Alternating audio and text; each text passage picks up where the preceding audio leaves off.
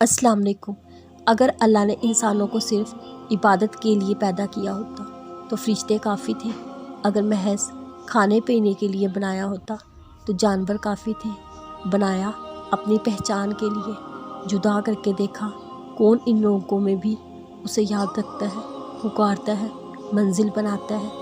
اللہ کو سوچنے کا سفر ہی اس بات کی دلیل ہے کہ وہ آپ کو اپنانا چاہتا ہے۔ اللہ فرماتا ہے تم مجھے یاد کرو، میں تمہیں یاد کروں گا۔ اگر نماز پڑھنے کا دل نہ چاہے تو کیا کریں؟ کبھی کبھار ایسا ہوتا ہے ہمیں نماز بہت مشکل لگنے لگتی ہے، اتنی مشکل ہم نماز پڑھنا چھوڑ دیتے ہیں، پھر کئی دنوں تک، کئی مہینوں تک یا کبھی کبھار کئی سالوں تک ہم نماز نہیں پڑھتے، ہمارا دل نماز کی طرف آتا ہی نہیں۔ نماز پڑھنے والے دو طرح کے لوگ ہوتے ہیں۔ پہلے وہ لوگ ہوتے ہیں جو اس لیے نماز پڑھتے ہیں تاکہ وہ نماز کے بعد بہتر محسوس کر سکیں۔ دوسرے لوگ وہ ہوتے ہیں جو بہتر محسوس کرنے کے بعد نماز پڑھتے ہیں۔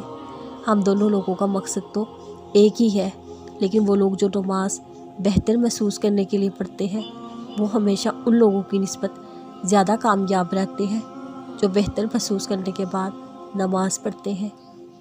یعنی وہ لوگ جو صرف تب نماز پڑھتے ہیں جب ان کا کوئی دنیاوی مطلب اس سے جڑا ہو یا پھر جب ان کا دل خوش ہو۔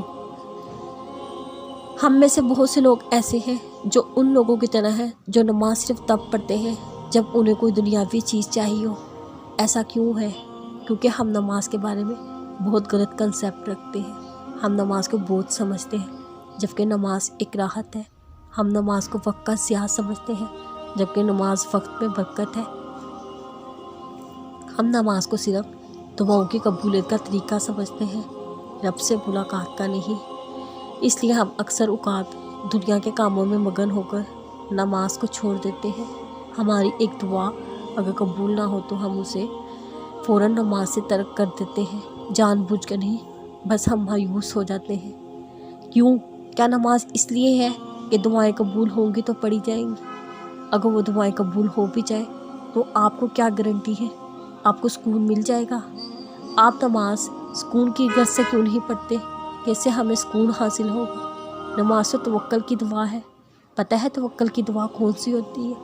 توکل کی دعا یہ دعا ہوتی ہے، میں نے اپنے رب پر سب چھوڑ دیا، مانگا ضرور لیکن صلہ اللہ کے حوالے کر دیا، خود ہر فکر سے آزاد ہو گیا۔